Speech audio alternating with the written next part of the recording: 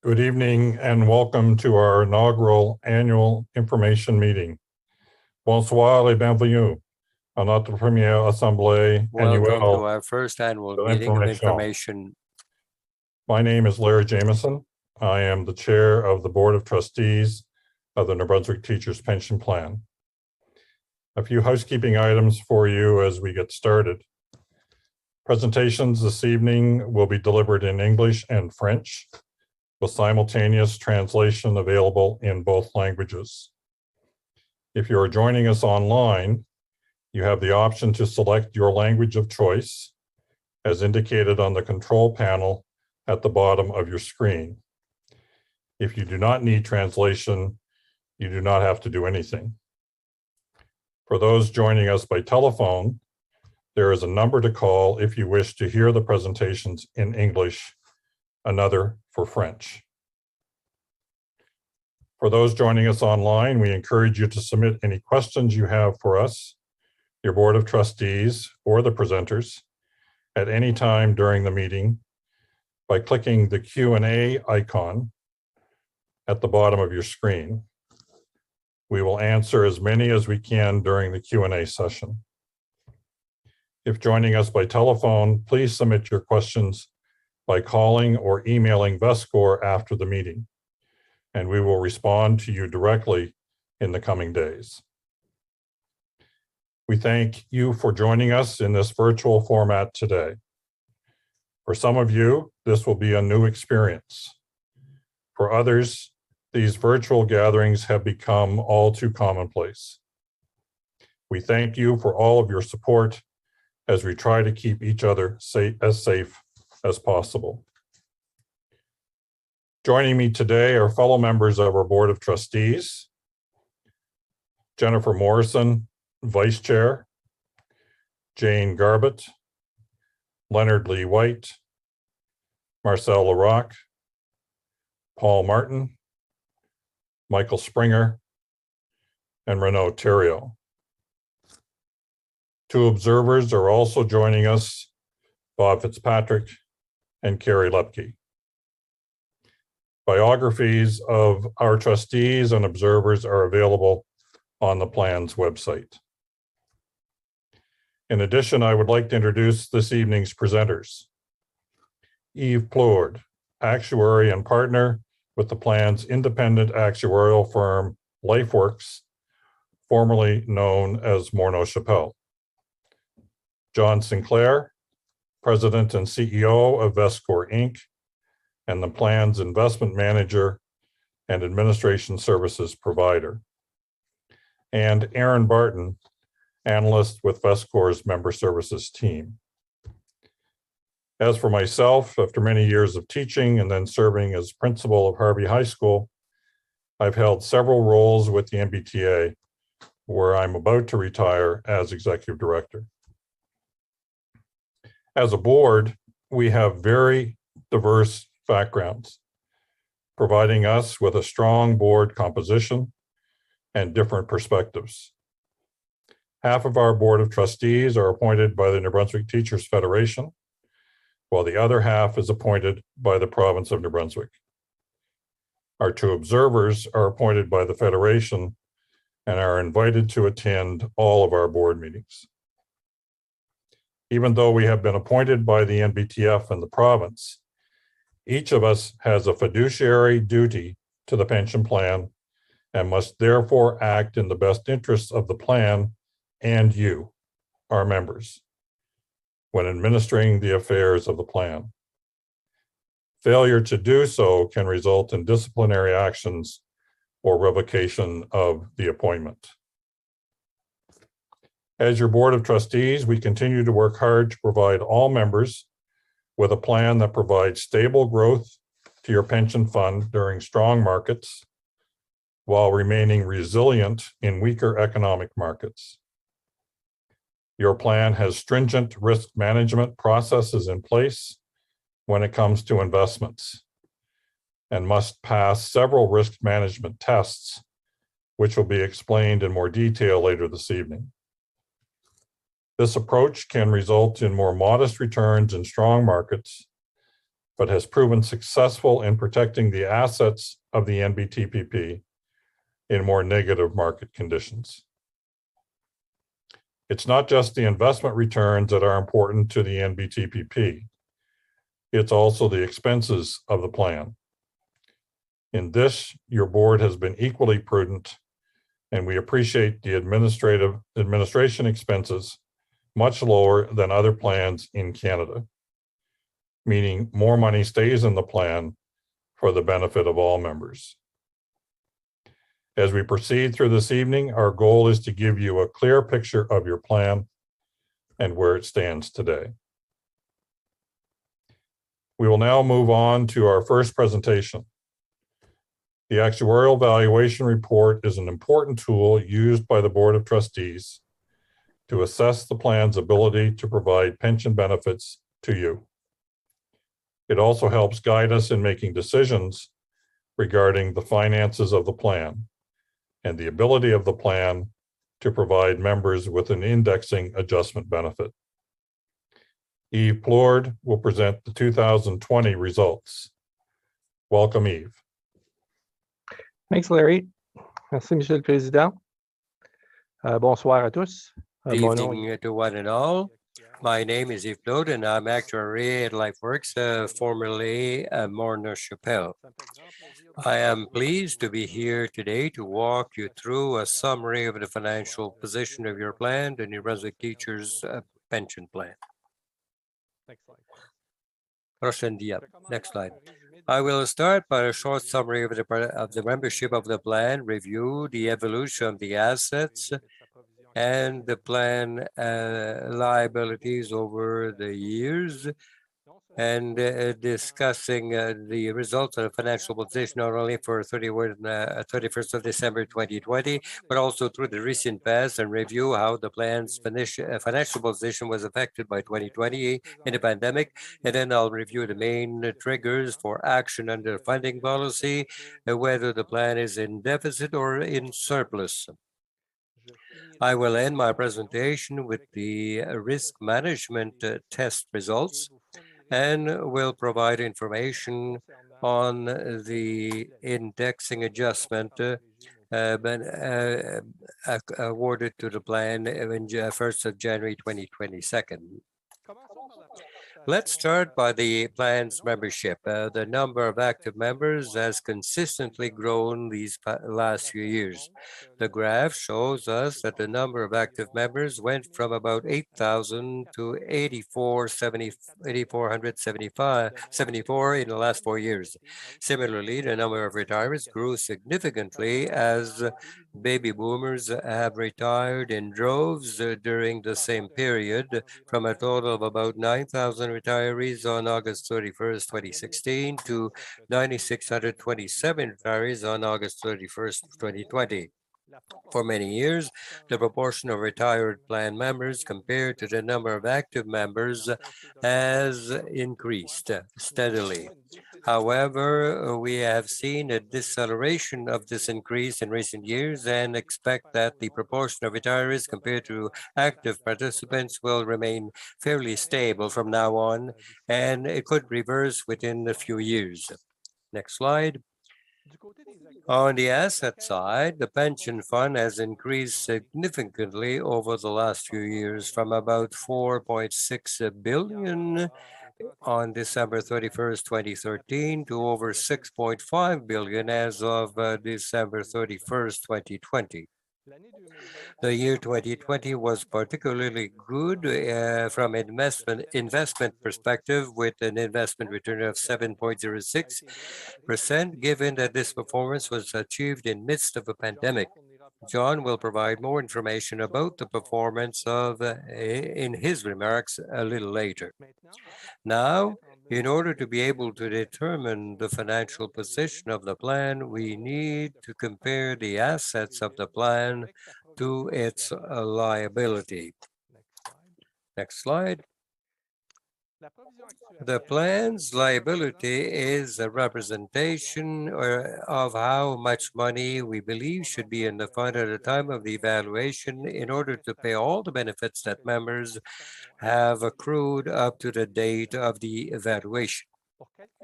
In order to calculate the liability, being the red bars in the graph, we need to make many assumptions about the future. One of the most important of those assumptions is the discount rate that we use.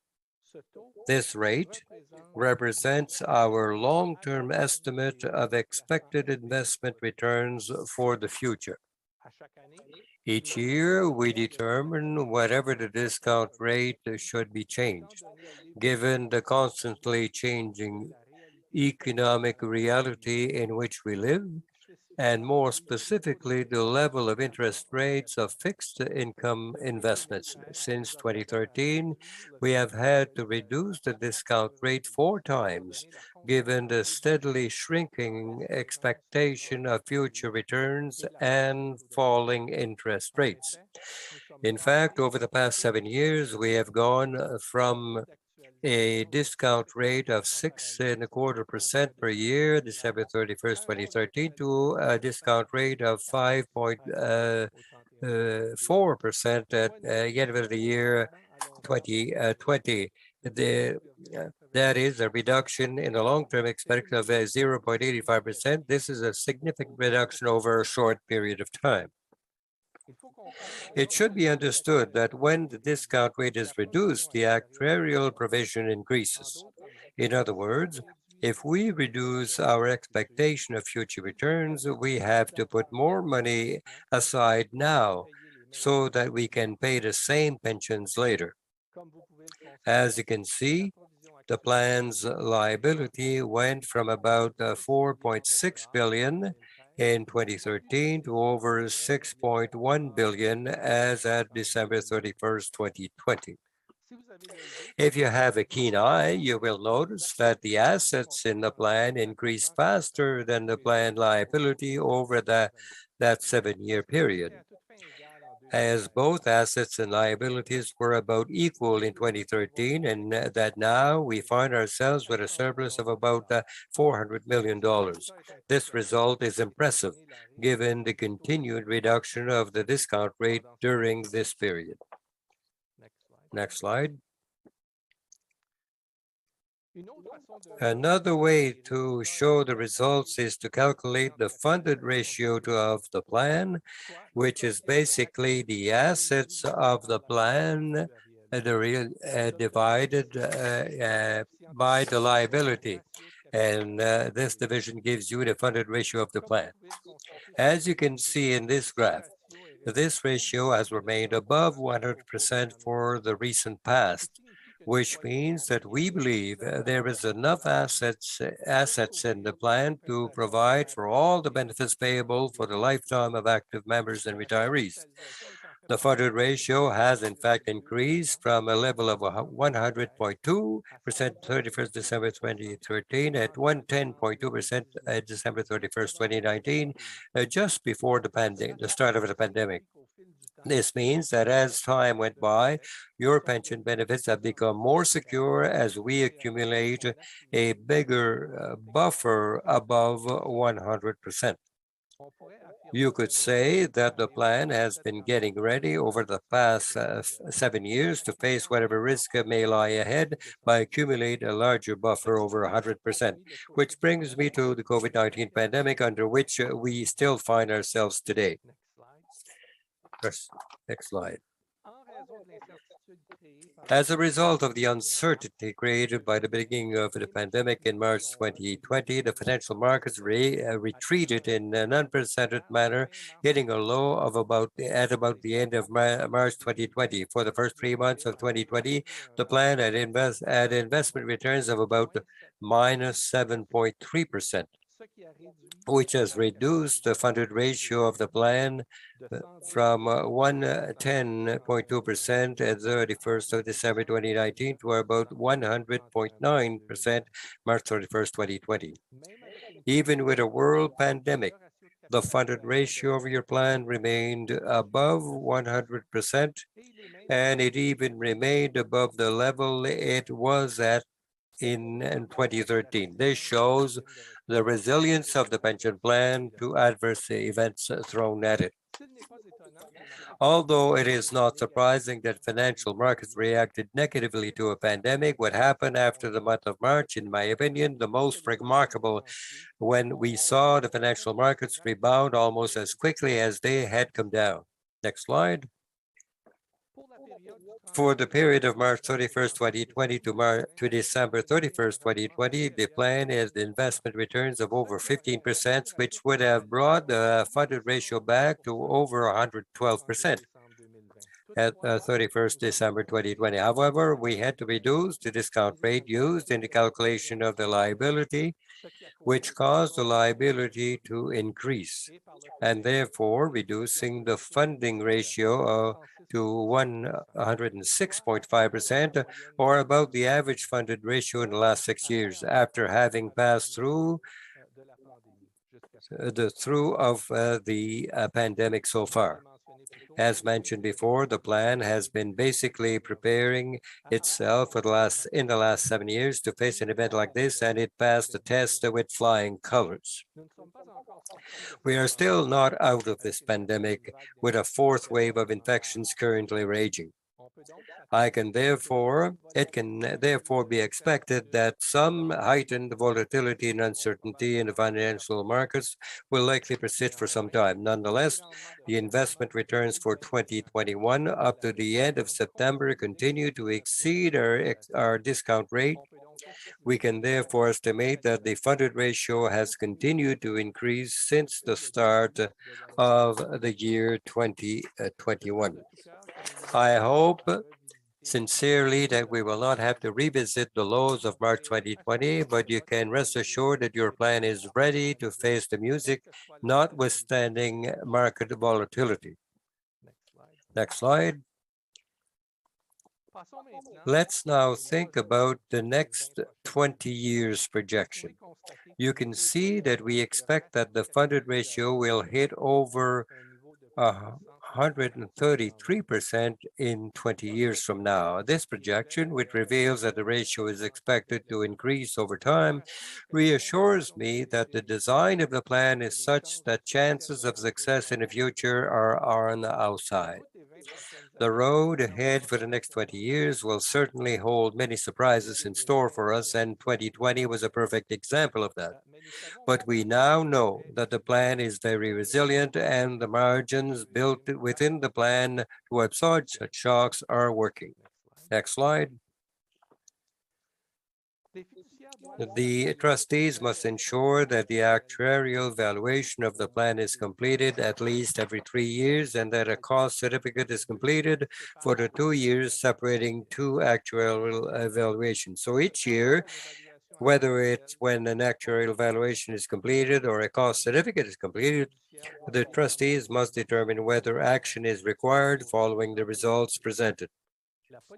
The plan's funding policy lists several actions that the trustees must or may take depending on the funded ratio of the plan. The type of actions can be separated in 3 categories, which depends on the plan's funded ratio. As you can see, the graph has the 3 different color sections. Let's start with the bad news.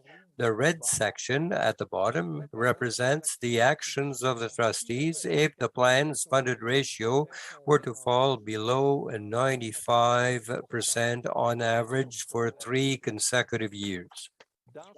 In this case, the trustees would first increase the contribution of the employer and active members up to maximum 3% of salary, shared equally between members and the employer. If this measure is not sufficient to bring the funded ratio above 100% over the next 15 years, future indexing adjustment benefits will have to be reduced or could be eliminated in extreme cases of prolonged downturns in financial markets. Ultimately, a reduction in base benefits is always possible, but only as a very last resort. An economic depression scenario similar to the Great Depression of the 30s is the only scenario in the last 100 years that could have caused a reduction in pension benefits from the plan. In fact, we estimate the probability of having to cut pension benefits over the next 20 years at 0.35% or well below 1%, as we'll see in the next page. Now let's move to the middle section, colored in green, which represents a funded ratio between 95% and 115%.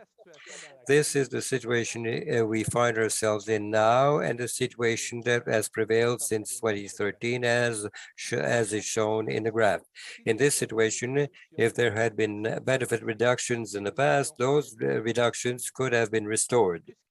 But since there were no reductions in benefits after the introduction of the new plan provisions July 1st, 2014, no restoration has been necessary. Also, when we find ourselves in the green section, COLA can be granted automatically. So there is no action required by the trustees to change the benefits. The plan is working as intended.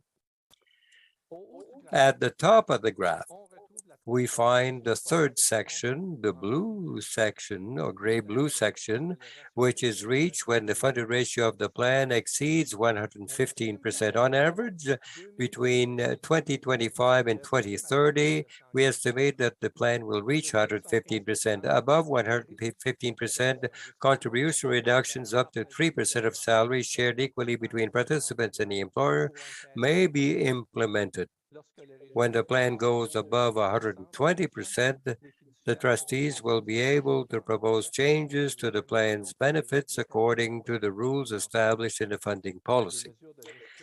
Additional risk management measures will also need to be adopted. According to our calculations, we can potentially hope to exceed a funded ratio of 120%, but we will have to wait some time, approximately 10 to 15 years on average. Next slide. Let's now briefly take a look at the risk management test. This test consists of calculating the probability that the base benefits under the plan will not be reduced over the next 20 years.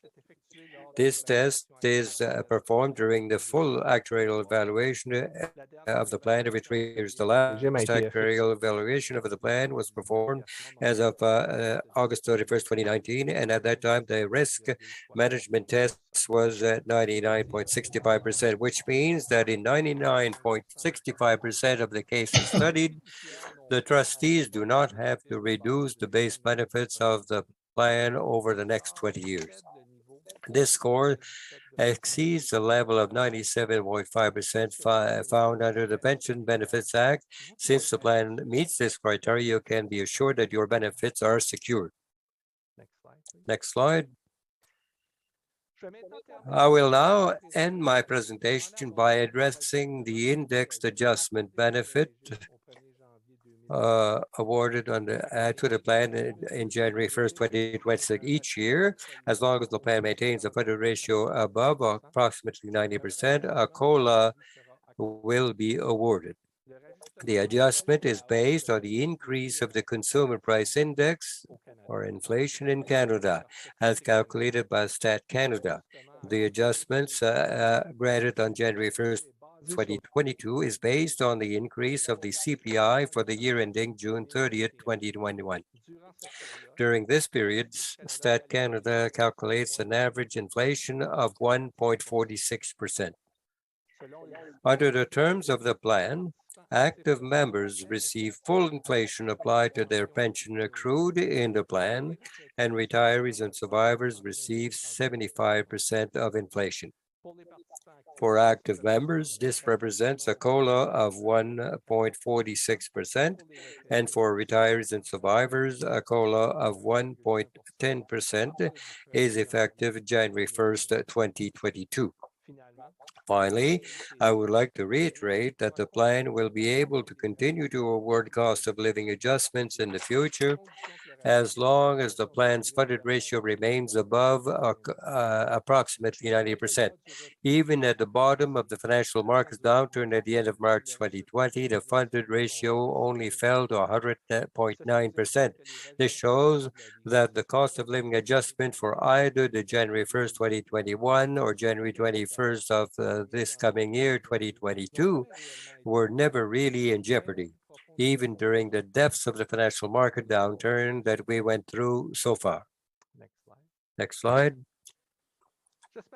I hope that you found the information provided interesting and useful, and that they provided you with a better understanding of the resilience of your plan in face of adversity.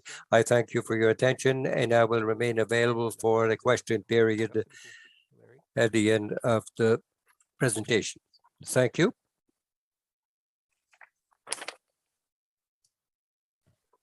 Thank you, Yves.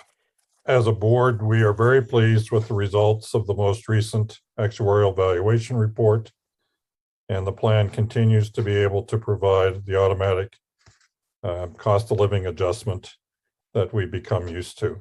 So thank you, Yves. Moving on to our next presentation. It is our pleasure today to welcome Aaron Barton from the Member Services team at VESCOR to provide us with an overview of the resources available to our members. The Member Services team are available to support all members at no cost by telephone, by email, and in person. Welcome, Aaron. Thank you, Larry. Bonsoir et merci à vous tous d'être avec nous ce soir. Good evening and welcome to be, I'm analyst for member services at VESCOR.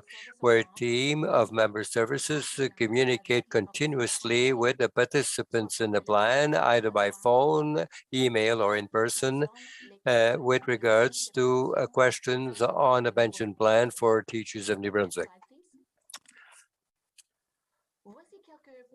Here are a few common points that we discuss with participants during the different steps of their careers. How can I do the estimate of pensions, and when is the best time? What are the factors that will have an impact on the benefits of my pension, and when can I expect to receive pension payments every month? These are all great questions. We have a couple of pension estimate options. The pension estimate tool found on our website is an invaluable resource when planning for your retirement. All you need to calculate an online estimate is a copy of your annual pension statement. This tool allows you to calculate as many pension projections as you would like. If you need a hand with the calculator, feel free to call our team for help, or you will find a handy step-by-step instructional video on our website. However, once you get closer to your intended retirement date, we would encourage you to reach out to our office. You may request a formal estimate of your pension entitlement, which would include greater details regarding your pension and the benefits available at your death. Next slide, please. We also know there are always many factors that can impact any member's pension benefit. A few common examples to consider are purchasing or transferring service into the plan. Not only will the additional service increase your monthly pension entitlement, the years you transfer into the plan may also affect your ability to retire earlier with fewer reductions. Currently, the teachers' plan has transfer agreements between other provincial teachers' pension plans in Canada, and recently the New Brunswick Teachers' Pension Plan has added an agreement with the federal government. A marriage breakdown adjustment. This adjustment can, of course, impact a member's monthly pension benefit available at retirement. It is important to reach out to our team if you have been asked to provide any details regarding the part of your pension that may be eligible for division to an ex-spouse. Cost of living adjustments. As we heard about earlier, active and retirees benefit when a cost of living adjustment is awarded. Active members are impacted behind the scenes in their calculations, while retirees would see the increase the January following the cost of living adjustment announcement. Finally, Early retirement reductions. These provisions can affect a member's pension, and thankfully are calculated for you by our online calculator or by our administrators. Next slide, please. We work with members to ensure that our pension documents are completed and received on time. It is important to note that once we have deposited the first check into your bank account, there cannot be any further changes to your pension selection. The pension deposits are made on the 24th of each month, except for the month of December, where they're deposited on the 18th. It is important to note, if the 24th falls on a holiday or a weekend, you will see the deposit made the business day beforehand. October is a perfect example. October 24th is a Sunday. Therefore, your pension will be deposited on Friday, October 22nd. In our fall newsletter and on our website, you will find a helpful calendar which illustrates the dates you will expect your monthly deposits. Next slide. You can access our website for so many helpful resources. As we know, in this world, nothing is more certain than death and taxes. Well, luckily enough, we have both forms. We have both forms for both. In addition to our application forms, we have information related to important life events, educational videos concerning your pension plan, and we also post the semi-annual newsletters that highlight funding updates and plan amendments. Next slide. Please feel free to reach out to our team with any of your questions or concerns. Our office had received a question in advance of tonight's meeting. I would like to take a moment to read and answer the question. This one was actually communicated in French. I want to receive information on my pension plan since I can retire at any time, and that might be soon. If you're able to take a retirement, you must first contact the district and mention your job cessation. However, you're welcome to contact us at VESCOR to get more information on the process. Moreover, I'd like to direct you to our website and to the Planning Your Retirement under the title Events and Life and Your Pension. I appreciate your time this evening, and I thank you and stay safe.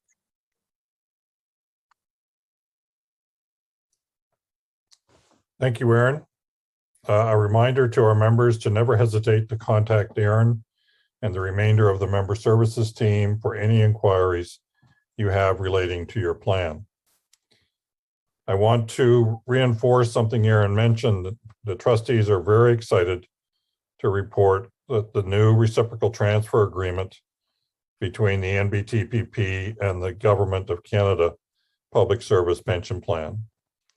This is the first such agreement signed between a provincial teacher's pension plan and the federal public service plan that we're aware of. For any active members with us today who have funds in the federal superannuation plan from past contributions to that plan, you can now apply to transfer the value of those contributions to the NBTPP.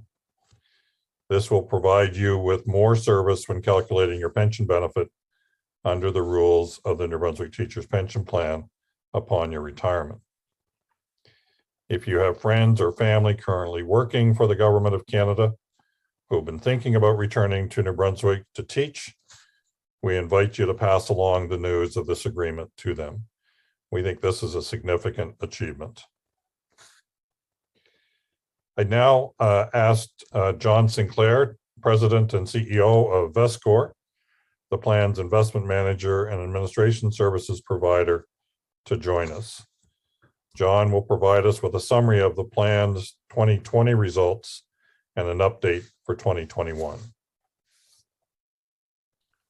Thank you, Larry, and good evening, members. It's my pleasure to be able to provide the update, as Larry mentioned, in terms of the results of your plan, both from an administration and an investment management perspective for 2020.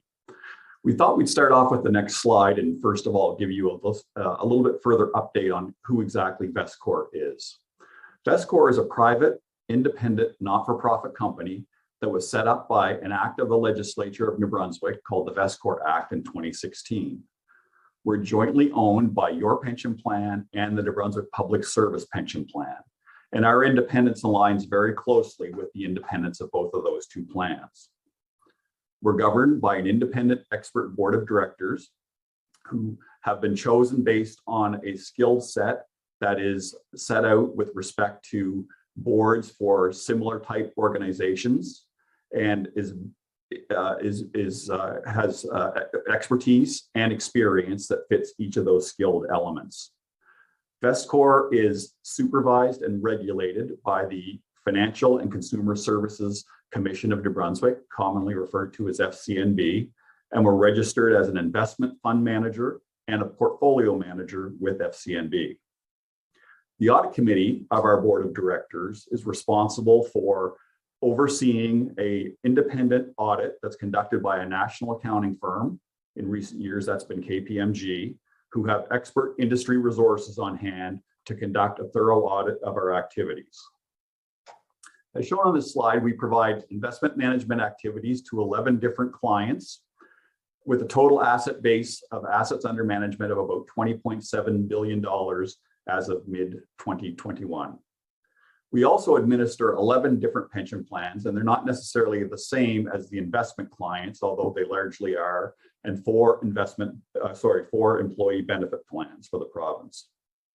Our team of investment and benefits and administration professionals of over 140 individuals are based here in Fredericton, and we perform all of the activities here out of our office. Of the $20.7 billion in assets under management from the investment side, we manage about 85% of those with our own team. Our website's been mentioned a couple of times this evening, vestcor.org, and we invite you to look at that with respect to additional information, not just with respect to your pension plan, as was mentioned earlier, but there's also a significant amount of information there with respect to Vestcor itself. That website again is www.vestcor.org. And on that website, you'll find annual reports that provide a very detailed performance attribution of our organization. It performs a set of governance guidelines in terms of reference with respect to what guides the activities of our organization.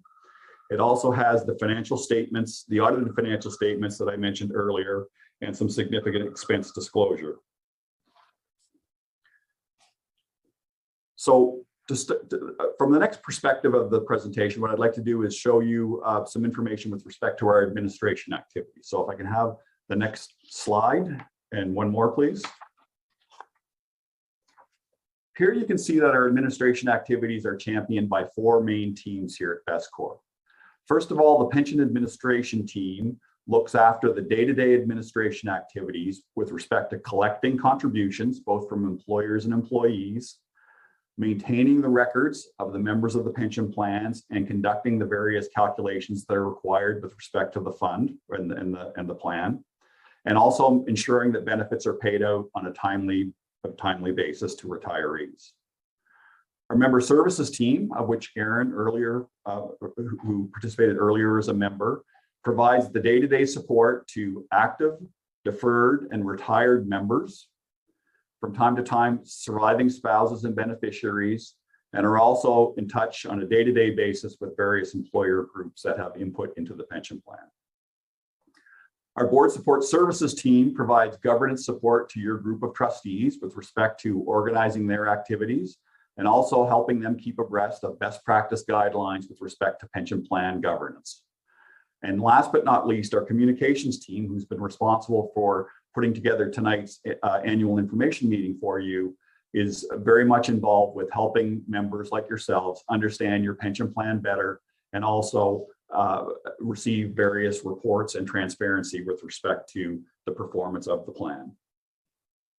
The next slide shows an overview of 2020. And as Eve mentioned earlier, 2020 was really driven by the effects of the COVID-19 pandemic. We were very pleased, however, that our business continuity planning came in to help with respect to us being able to continue to perform the administration activities needed, being able to keep in touch with members and address their concerns, and also continue to provide our global investment management services throughout the pandemic and up till today, actually, as we continue to deal with this challenge. With respect to a cost per member, it works out to about $95 per member with respect to our administration expenses in 2020. And that's the second lowest amongst a national peer group that we benchmark our performance against in this regard. Even though we were dealing with the COVID challenge, we were able to support over almost 20,000 different member and employer requests that took place during the year. And for those of you who actually have reached out for member support in the past, you'll recognize that we do send out a satisfaction survey to receive feedback on. And again, even though we were in the throes of the pandemic for much of the year, still received a very high overall satisfaction score of 96%, of which we're very proud of. One of the challenges we had in 2020 was that we had determined that we were going to undertake a large administration system modernization program during the year. And unfortunately, the timing could have been better with respect to starting that process off and being impacted by COVID. Obviously, the COVID pandemic had implications for our team, had implications for the systems provider that we were using, and also implications with respect to the employers that we rely on for information.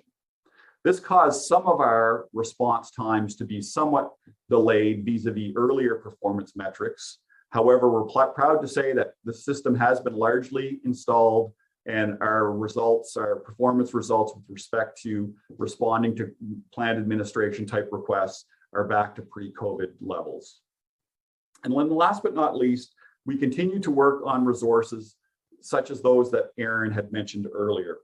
We continue to add information to our website that helps you as members with respect to any questions with respect to your pension plan. You can find that on our website under the pension tab and then the selection of the New Brunswick Teachers Pension Plan specifically. We continue to work on providing hopefully very informative semi-annual newsletters, an annual report with respect to your plan, and also other additional tools like the pension calculator that Aaron had mentioned earlier. Moving on to the investment management section, and I can go to the next slide. I'll just give you an overview of what we do on behalf of your pension plan and for your trustees with respect to the investment management side. First of all, we help advise your trustees on determining the best mix of investment assets and what the best investment strategy or investment policy is to be able to provide the secure, affordable, and sustainable pension plan that's laid out with respect to your governing documents. And as Eve had mentioned earlier, there are various risk tests that need to be met, which leads us to help design lower risk investment strategies on your behalf. We are very pleased to be able to report, and you'll see on the following slide, that we've been able to, first of all, help develop a policy that does continue to meet and exceed the actuarial targeted discount rate. That's the rate that is required by the actuaries, determined by the actuary, as Eve mentioned earlier, to make sure that the plan is sustainable over the long run. And not only have we been able to meet that rate, but you'll see that we've actually been able to add active management through the expertise of our team here in terms of providing returns above and beyond that investment policy rate. And then the other very important critical element is to continue to provide investment policy that passes those critical valuation risk management tests that Eve had referred to earlier. So if we go to the next slide, you can see that the performance up to the end of December 31st, 2020, with respect to the year in question on the left-hand side, and it was mentioned earlier, your plan had a return of 7.06%, which was slightly above the investment policy rate of 7%. You can see that the horizontal dashed line represents the discount rate, the targeted discount rate that was in play during the earlier part of 2020 of 5.8%.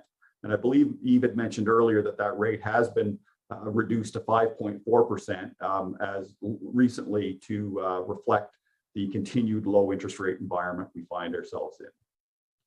I think this slide is pretty powerful though when you think about it. It shows not only the 2020 results that I'd already referred to on the left, but if we look at the more important longer term measures, the 4-year return, the return since the plan was converted, into a target benefit plan back in 2014, or from the very beginning of the teacher's pension plan when NBIMC, the predecessor company to Vestcor, was managing it. You can see that the returns over the longer term all exceed that actuarial discount rate. And not only that, our active returns have been above and beyond the benchmark rate set out in your investment policy. So we've been able to meet the long-term, not just meet, but exceed the long-term required actuarial discount rate. We've been able to add additional value to your pension plan. And as also mentioned on this slide, the investment expense ratio that Larry had mentioned earlier remains much lower than what external third parties might charge.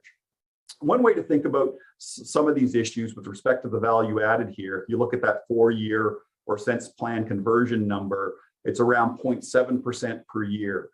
And 0.7% per year may not sound like a lot on its own, but when you put that against over $6.5 billion in assets, that works out to almost 1,000 pensions, extra pensions that active management activity pays with respect to the pension plan. And that's about 10% of the total pensions that would have been paid, for example, in the last year. So it makes a very powerful contribution. And when we think about investment management expense savings, the same benefits accrue there. We have lots of information in our annual report on our website with respect to benchmarking our investment management expenses. And there we recognize that we're anywhere from 30 to 50 basis points, or 0.3% to 0.5% more cost effective than third-party managers. Again, all of that accrues to making the pension plan stronger. So that's with respect to the performance. But remember, we talked earlier about the risk management piece. And if we go to the next slide, this slide attempts to show how that risk management piece works in action. What we've done here is put together 4 years of quarterly returns, starting with 2017 on the left-hand side, working out towards December 2020 on the right. And as you can see, if we look at the year 2017, that what we're doing is we're comparing Vestcor pension funds, which are target benefit plans and shared risk plans. Your plan is a very large part of that composite. So we can see how those plans perform versus a traditional defined benefit type pension plan. And those traditional defined benefit pension plans typically have more risk inherent in their asset mix or their investment strategy. One of the benchmarks that's used in the industry is a sort of an indication of a 60% equity securities and 40% fixed income securities in a typical defined benefit pension plan. So if we look at the performance in 2017, which was a more normal market environment, if there is such a thing, you can see that the target benefit type pension plan like your own performed pretty similar to the external type defined benefit pension plan. And that works well into 2018 until we get to the last quarter of 2018, which was a period where the US Federal Reserve Board, the central bank in the US, started talking about increasing interest rates. And financial markets were spooked by that discussion, particularly equity markets. And you can see that those external typical defined benefit pension plans had much weaker performance during that period than your target benefit type pension plan. So here's one test of the risk mitigation strategy in action. When we see a down market, how is that performed? And you can see that in that final quarter of 2018. Markets recovered in early 2019, and some of that safety performance was given back.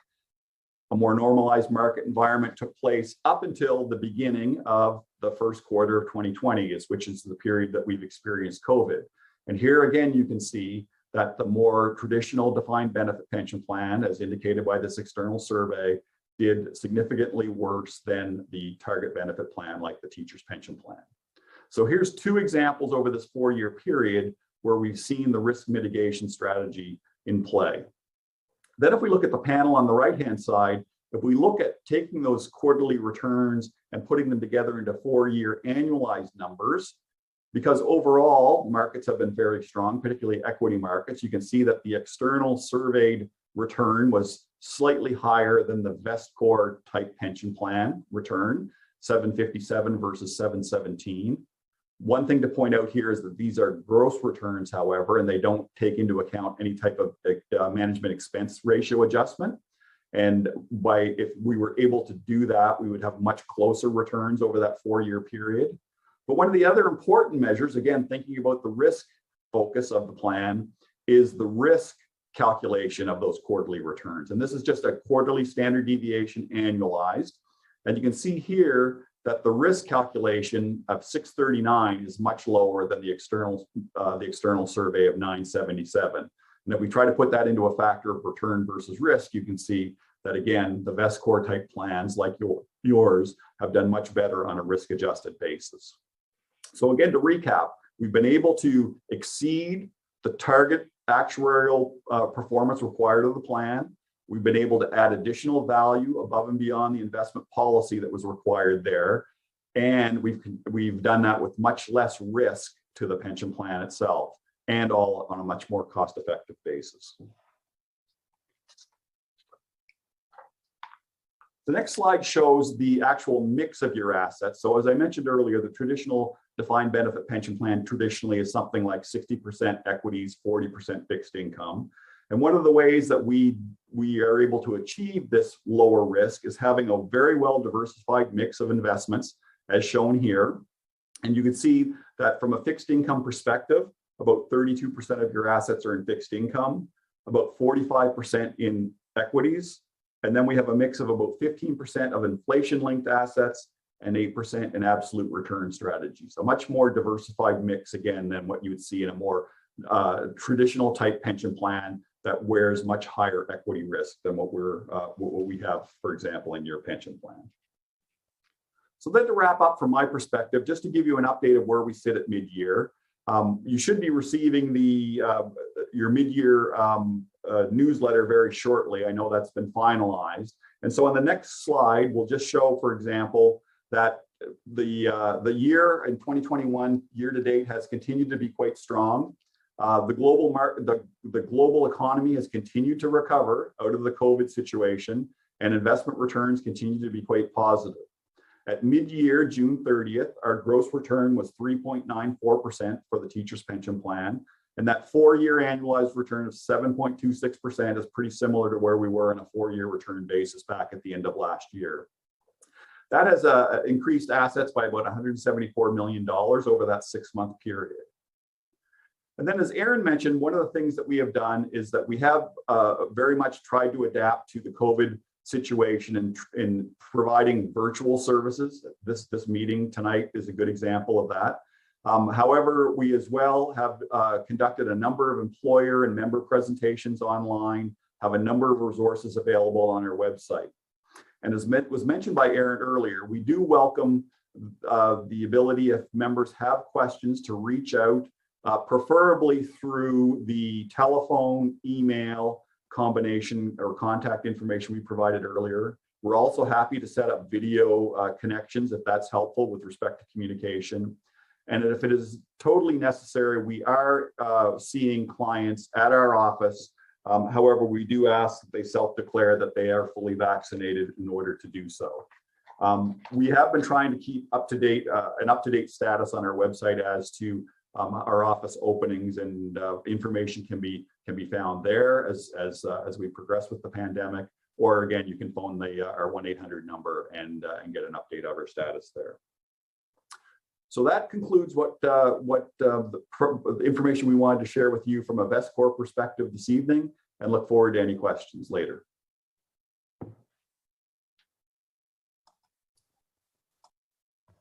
Thank you, John.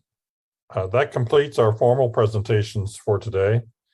We will now move on to our question and answer period. We've invited Elizabeth Ann McCleve, Communications Manager with VESCOR Inc., to moderate our Q&A session. Welcome, Liz. Merci, Larry. Good evening. Thank you, Larry. Good evening.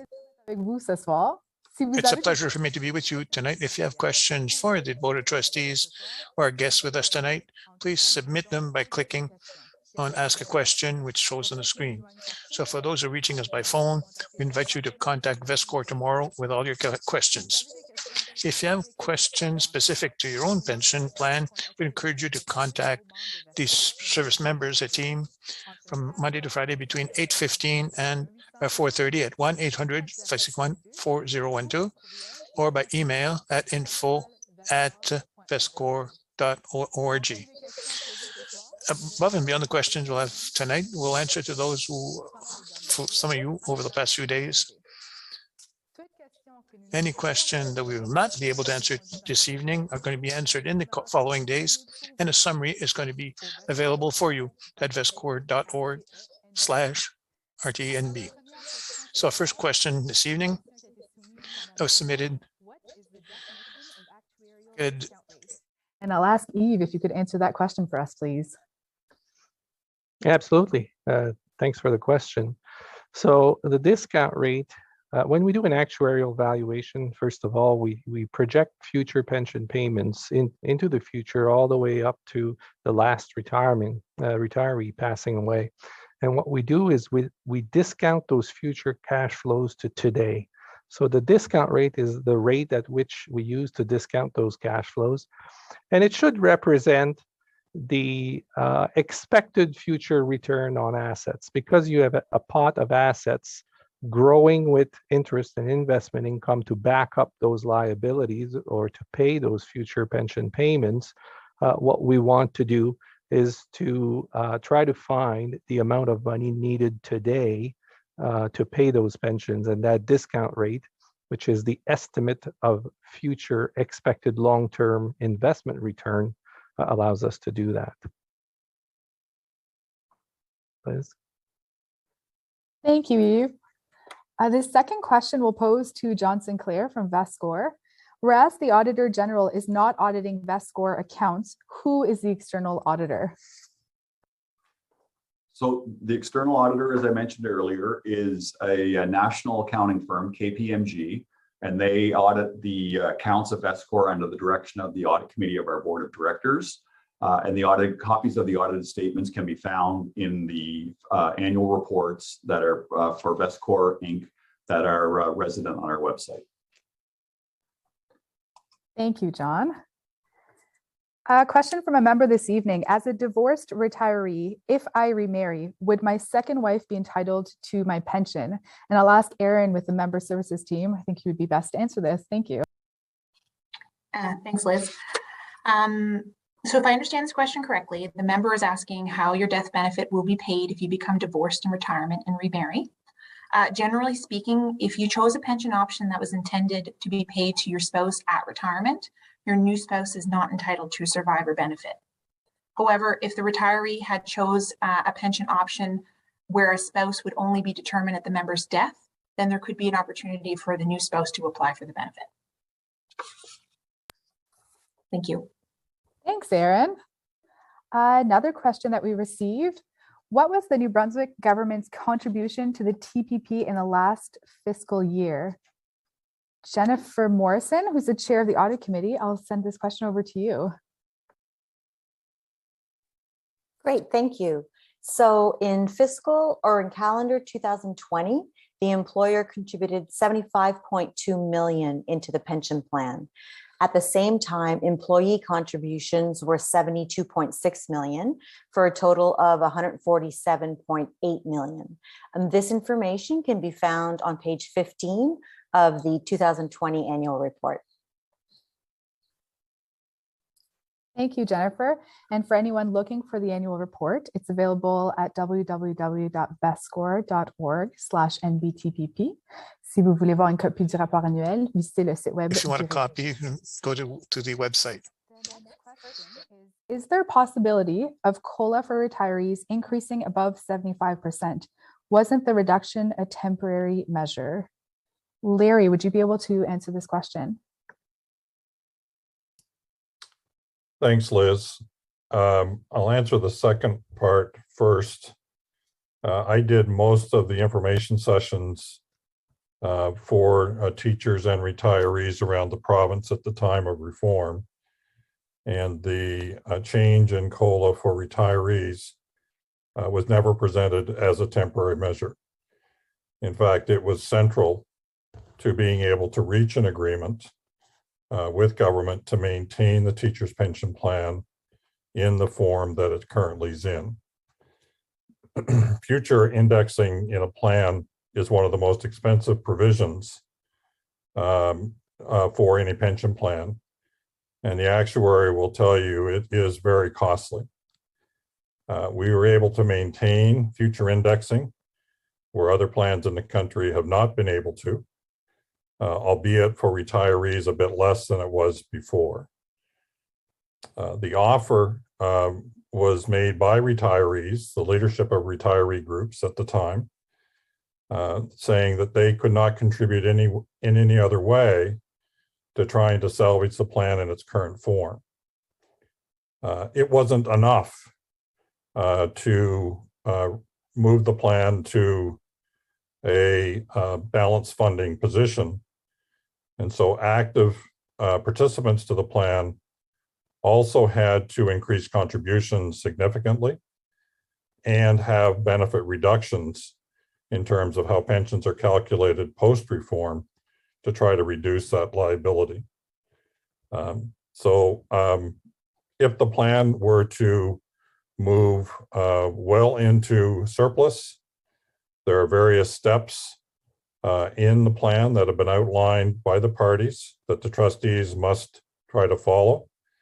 And indexing to retirees is in that list of items, but it would take a significant additional surplus funding to the plan for that to occur.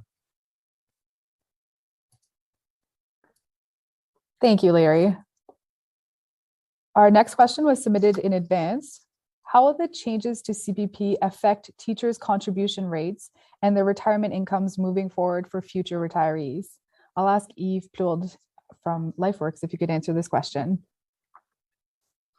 I guess the concern, the CPP has been modified by the federal government to increase benefits payable under the Canada Pension Plan, and that comes with increased contributions as well from employers and from employees across Canada.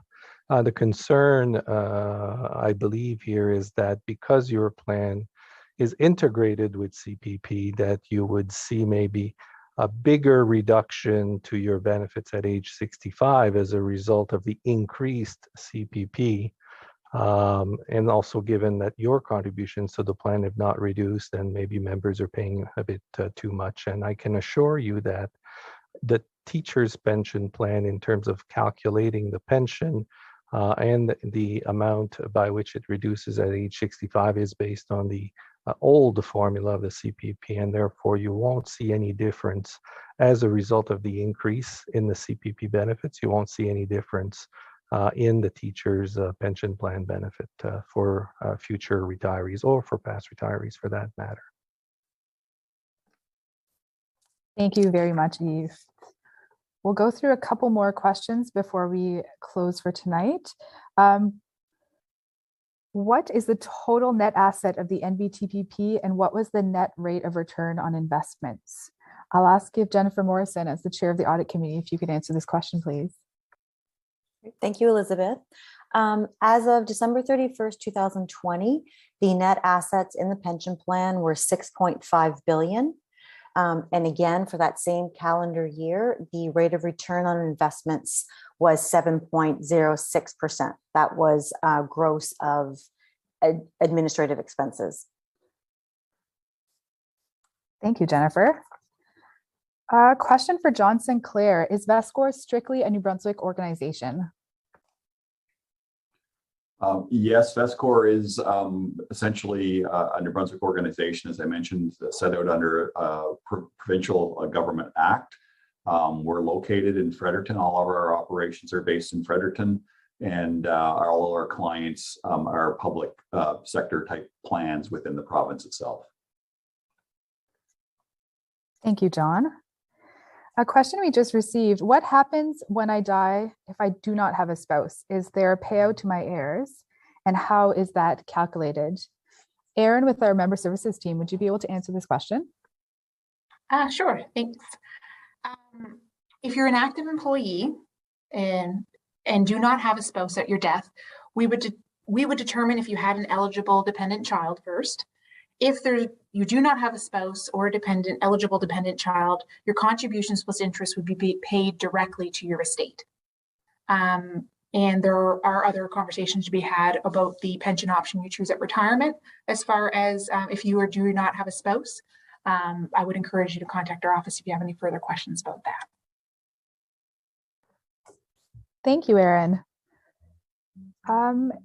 Question for John Sinclair. Could you please note how the VESCOR directors and trustees comment how they are elected and if they are independent from the CEO? So I guess that would be relating to the VESCOR Inc. board. Sure, thanks, Liz. So the VESCOR Inc. board of directors is independent from the CEO. The president CEO, myself, is not a member of the board. I'm not a director. That board, as I mentioned earlier, is determined to be an expert board based on skills and experience that are set out in a set of nominating guidelines. A copy of those can be found on our website under our governance tab.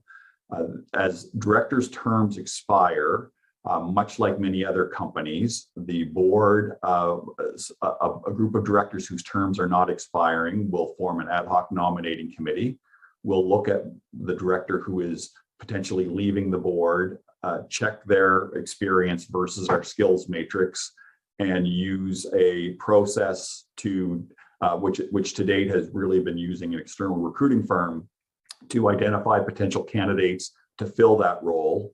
They will, after assessing candidates, make recommendations and a nomination that will go to our owners, which is, as mentioned in one of the earlier introductory slides, a combination of directors from both the Teachers Pension Plan and the Public Service Pension Plan who will approve that nomination or provide additional feedback around it.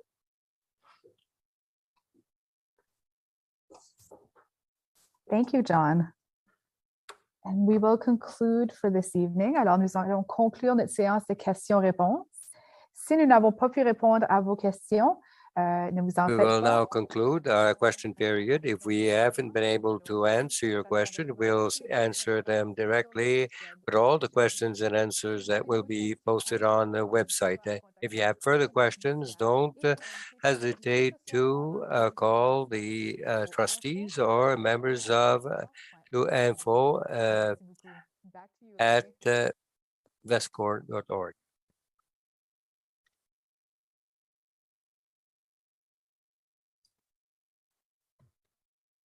Thank you, Liz. On behalf of the Board of Trustees, I want to thank all of you for joining us this evening for our inaugural annual information meeting. I'd also like to thank the presenters who provided important updates to our members and VESCOR who supported us in organizing this meeting. Please note that we will send a survey to all of you. Your feedback would be greatly appreciated as we evaluate hosting a similar meeting next year. Thank you. Have a wonderful evening. Enjoy this wonderful weather, and please stay safe.